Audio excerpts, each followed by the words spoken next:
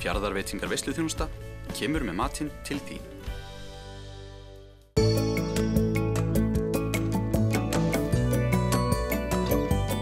Já, ef maður ættum að súmmera þessu upp í svona stutt svar þá væri það að við sáum sniðuga atvinnuauglýsingu á djúpavogur.is. Í kjölfarið ákveðu Gretna Mjöll og Óðinn sem búið höfðu á höfuðborgarsvæðinu og í Boston í Bandaríkjunum að flytjast á Djúpavog í fjölskylduvænna umhverfi. En svona eftir að við fórum að huga því að vera fjölskylda, þá einhvern veginn fór ég að sjá fyrir mér svona þetta, svona róa þetta aðeins niður og njóta. Það var líka alveg bara svolítið þannig að mér finnst það eiga allir að gera bara allt í einu. Þú veist, við í kringum 30 og maður að koma undir sér fótunum, maður að safna fyrir íbúð, maður að eignast börnin sín og maður á líka að vera að stofna fyrirtæki og skrifa bók og allt. Og mér fannst þetta einhvern veginn, ég nefndi ekki alveg að standa í þessu. Öll í einu. Þannig að mér fannst svona allt í lagi að hægja bara aðeins á og gera allt hitt kannski bara aðeins seinna. Það er ekki að vera að gera allt á sama tíma. Hverja teljið þið vera kostina og þá líka ókostina við að búa á svona stað? Þetta er voða gott, einmitt maður svo svona sem við erum bæði bara að sunnan sko úr borginni og maður hefði svona heyrt eða svona ímyndað sér já, þú veist, allir þetta vita hvað maður er og hvað maður er að gera og maður hélt að það er eitthvað svona óþægilegt og það er alveg pingur þannig, þú veist, það er ekkert margir, þú veist, íbúar hérna og maður er fljótur að kynnast flestum þannig að þegar það kemur nýr bíl í bæinn eða nýr hlutur þá er maður alveg að spá í því og það er eðlilegt. Og það hefði, mér fannst það miklu minna mál en ég einhvern veginn hafði haldið að það myndi vera. Hin hliðin á þessu er náttúrulega fólk hérna, þú veist, það lætur sig mann varða, það er ekki sama, það er rosalega mikið samkennd hérna finnst mér og svona almenn velvild og mér finnst einhvern veginn kosturinn við það að vera í litlu þorpi sem allir þekkja alla, þeir vega miklu þyngra en ókostir, þetta eru ókostir. En þú veist, þetta helst bara getur ekki nálakostur. Það er bara miklu meira kostum heldur en ókostum. Er mín upplifun, sko. Þau fengu fljótlega að kynnast því hversu heimilislegt lífið á landsbyggðinni getur verið.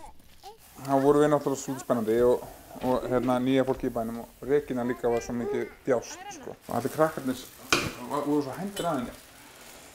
Og að leika við hana. Já, og það komu bara krakkarinn og ég grínlaust, þetta er ekkert grín eins og saga. Ég kom heim úr leikskólanum, sko. Og var eitthvað aðeins lengur og kom heim kortur yfir 4. Það voru komnir hérna 4 krakkar og við bættust 3 sko og svo var bara, ok.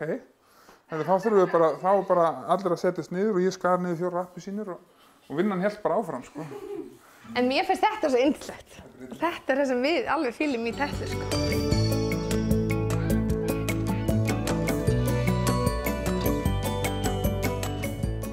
Ég segi Haraldur, þú gefur tilbaka. En nú er það þannig með þegar fólk kemur svona á minni staði og mentað fólk og þess að það sé nýtt í fleiri en eitt. Já, það er svo sannlega gert hér líka. Jú, það var alveg búið að varma með því, alveg passaði þig, þú verður fenginn í allt og svo var maður alveg einmitt varaði við því og svo gerðist þetta bara samt og maður þetta kann ekki segja nei en svo líka sko, finnst okkur þetta bara tækifæri sko, hversu oft færðu tækifæri til að prófa svona margt á svona stuttum tíma. Þú veist, þegar þú prófar að vera að stýra einhverju námskeiði og framkvæmdastýra þessu og þjálfa þetta og allt á einhverju hálfsvars tímabili fyrir einhverjum 10 ára tímabili.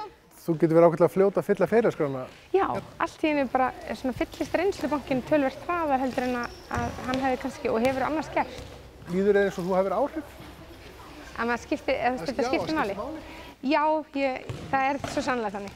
Bæði auðvitað er fólki svo næs hérna að það lætur mann alveg líða þannig. En ég finna alveg að maður hefur alveg breytt ákveðnum hlutum og það er ótrúlega góð tilfinning og gaman líka að geta gert það. Mér finnst það kannski líka þetta frelsi að þú veist, ef þú vilt það gerist þá getur þú bara gert það. Og eins bara sem dæmi þá er ég með íþróttaskóla fyrir litlu krílum og litla dóttir mín er 9 ára og 2 ára og mér langaði bara að það sé eitthvað í boði fyrir hana og þá varð ég svolítið bara, já ok, það var ég bara að gera. Þannig að þá bjó ég bara til íþróttaskóla Djúpavogs. Og þannig að þú veist, það er svona ágætt þegar maður er svona ákveðin dúer þá hendar það ágætlega í svona umhverfi. Fara þau oft suður eða er fólki þeirra duglegt að koma austur? Það er þetta miklu lengra hingað heldur en suður, sko, í kílómetrum. Það er miklu lengra austur. Nei, fólk bara mjög duglegt að koma. Stundirnar verða öðruvísi og samverustundirnar verða miklu lengri hvert skipti. Þær eru kannski sjaldnar, en þær eru einhvern veginn dýrmætari. Þú veist, mamma og pabbi kom í heimsókn og þau borða morgunmat með okkur og þau borða hádegismat með okkur og kvöldmat og svo aftur daginn eftir. Á meðan maður fer í matarboð í bænum, kannski til mamma og pappa og maður kannski 2 tíma og svo fer maður bara heim.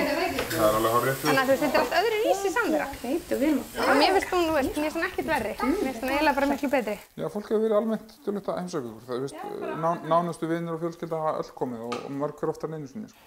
Algjörlega. Bara mjög næs. Og við förum tiltölulega reglulega suður. Ég veit ekki meðaltalið, ég myndi giska á 2-3 mánaða fresti kemur eitthvað. Þú veist, á sumrin það brúðkaup og... Það þetta miklu meira á sumrin. Já. Og veturna jólin og svo höfum við verið að fara á páska. Við ætlum reyndar ekki að fara núna, við ætlum að vera heim með páskana og... Við upplifum aðeins að vera heima hjá okkur. Flýja ekki alltaf þegar það tilefni til. Hvernig líkar þeim við svona lítið samfélag? Þegar við ákvaðum að fara í þennan flutning, að flytja hingað austur. Þá sögðum við okkur, ok, þú veist, við ráðum okkur í vinnu til árs og svo erum við laus. Þetta ekki fangelsi og ef þetta ekki málið þá bara flytjum við aftur. Og hugsaðum þetta bara 1 ár. Það rosa góð leið til að koma sér í gegnum, þú veist, glænýja hluti og mikla breytingar. Og svo líður ár og það kvartar ekki að okkur að fara heim og þetta gildra þarna sko, þetta heim. Og maður svolítið suðvestur-sentrískur og það kannski ekkert óðurlegt að því maður á alltaf fjölskylduna þar en þetta heima. Og það var í rauninni mjög fljótt að koma. Ég hef mikinn áhuga á stangveiði og aðeins verið að koma í skotveiðina og Austfirðirnir náttúrulega hálfgert mekka þess og það náttúrulega stutt í alla náttúru og allt umhverfið, það ægifagurt hérna. Dýralífið hérna mjög fjölbreytt, sérstaklega fuglalífið og þú veist, fyrir svona náttúrunundur og svona veiðimenn, þá þetta bara draumur. Það hefur til dæmis trekt mig rosalega mikið að, það það sem lætur mér líða vel hérna. Fólkið ótrúlega vinalegt, það ótrúlega opið og bara skemmtilegt. Það gaman að vera hérna. En hvað sögðu vinir og fjölskylda þessa ákvörðun? Læknir þarna? Já, það var einn. Spítali? Já. Hvað ef eitthvað kemur fyrir? Já. Það var svona voðalega algeng spurning. Svo þetta líka bara, það bara hvert? Já. Það var alveg, hvað? Og svo þetta líka spurt hvort við verðum að fara að Djúpavog. Heyrðu, það saga, sko. Já. Jú, það var ákveðin, það var yndislegu drengur og góðu vinur minn sem ruglaðist eitthvað hans í rýminu, ekki búinn að fara mikið út fyrir höfuðborgarsvæðið og hann heyrði að ég var að fara að flytja á Djúpavog og hann hafði miklar og þungar áhyggjur af þessu. Og hann talaði við eldri bróður minn af því að hann var annt mig og þetta yndislegu drengur og hann spyr bróður minn, hvað að frétta á honum Óðni? Hann bara kominn inn á Djúpavog. Má fjölskyldan þarna með honum? Má það? Já, hann má fara á já, ok, ég bara vissi ekki að það mætti eitthvað svona fjölskylduprógram í svona hardcore meðferði með það. Hann hélt að Djúpavog væri extensive program fyrir Vog. Hann vissi ekki að Djúpavog væri til. Ég var á Djúpavog, sko. En svona bara honum til varnar, ég meina ég hafði aldrei komið á Djúpavog. Ekki heldur. Fyrir en að við komum hér í viðtal. Já, ekki heldur. Og maður svona skammast sín hálfpartinn fyrir það, en þetta auðvitað bara, held ég, saga margra, sko. Mér fannst erfitt að geta sagt, ég vil búa á höfuðborgarsvæðinu þegar ég hafði aldrei prófað neitt annað. Og til þess að geta tekið þannig ákvörðun, þá fannst mér ég að vera að prófa bæði. Og þá get ég allavega tekið upplýsta ákvörðun hvort ég vil búa í Íslandi og þá hvar, eða svona allavega nokkurn veginn. Mér fannst þetta líka svolítið stór partur í þessu öllu saman. Já. Það fer allt í bankann, sko. Og fólk voða duglegt að spyrja hvort að maður ætla að enda, hvað ætla ég bara að enda þarna? Já. Bara, veit ekkert hvað ég ætla að enda, ég ekki alveg 30, sko. Nei. Ætla mér ekkert að enda næstu í strax. Þannig að það liggur ekkert á að taka svona ákvarðanir. Greta Mjöll hefur spilað 28 landsleiki fyrir Íslands hönd ásamt því að hafa spilað fyrir yngri landsliðin og yfir 100 leiki með Breiðablik. Hún sér núna íþróttakennslu í grunnskólanum og þjálfar meðal annars fótbolta hjá Neista. Mér fyrst og fremst allavega atvinnulega séð þá lá þetta vel við þegar kom að því að finna eitthvað fyrir mig af því að nú dró sko staðan hans okkur hingað og þá sjálfkrafa fór maður að hugsa, hvað get ég gert? Og þá, ég hef ekkert lært íþróttakennslu eða þjálfun fyrir en ég fór svo bara námskeið út frá þessu. En að þá svona eðlilega kannski hefur maður þennan bakgrunn, þannig að það lá vel við og vantaði akkurat þjálfara og íþróttakennara á Djúpavog. Þannig að það var ofsalega heppilegt. Greta hefur undanfarin ár verið nokkuð áberandi söngkona. Nær hún að stunda sönginn hér fyrir austan.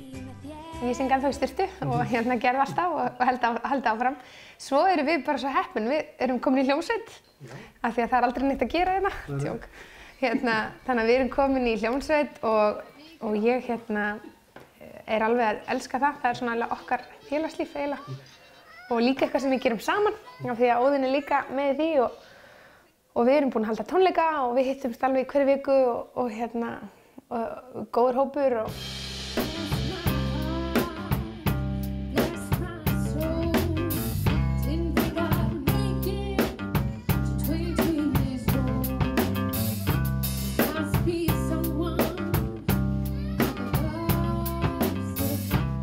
það er hægt að gera allt sem mann langar til, sko. Eiginlega bara ekkert ennþá sem ég hef ekki fundið að sé hægt hérna, sko. Það var að þú allavega hefur ekki, þú tínir ekki sjálfur þér út á landi? Alls ekki. Og er alveg, við erum ennþá við og við vorum líka voðalega einbeitt að því þegar við vorum fara að vera foreldrar og við myndum hætta að vera við. En það hefur alls ekki tekist og ekki heldur með því að flytja til land. Við erum ennþá bara við og finnum okkur alltaf eitthvað til að hanga með og detta í eitthvað gír og halda matarboð og svona uppáhaldsdótið okkar. Þannig að þetta er bara æðislegt. Ég hlæ stundum að því hvað maður flutt út á land til að róa sig niður og slaka á og ég hef aldrei verið jafn upptekin á æfinni, og mér er allavega ekki ennþá tekist að leiðast, en það er svona ákveðið markmið.